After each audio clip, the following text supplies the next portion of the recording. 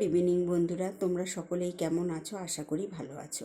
আমি এইখানে দেখো লেক কালীবাড়ি চলে এসেছি। আমার বাড়ি থেকে অনেকটাই দূর, অনেক দিন আসবো ভাবছিলাম, তা আজকেই চলে এসেছি। তো বাড়ি ফিরে তো দেখলাম একদম লঙ্কা কাণ্ড। হাজব্যান্ডের খুব খিদে পেয়ে গেছে, সে আর একটু ভাত করে নিতে পারেনি, বাইরে থেকে খাবার নিয়েছে। তো আমি খাবারটা বেড়ে দিচ্ছি। দেখো মাংসে কত তেলটা বাদ দিয়ে নিয়ে এলাম। এই কারণে আমি বাইরের খাবার পছন্দ করি না।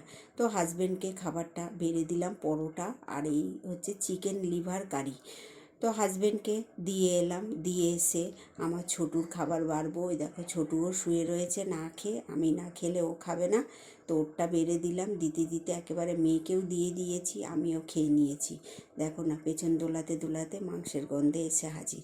এবার এতটা ভাত বেঁচেছে, ভাতগুলো রেখে দেবো। আর এই বাটিটা দেখো, আমাদের এখানে একটা নতুন ফাস্টফুড সেন্টার হয়েছে, বাটিটা এত ভালো লেগেছে, রেখে দিয়েছি।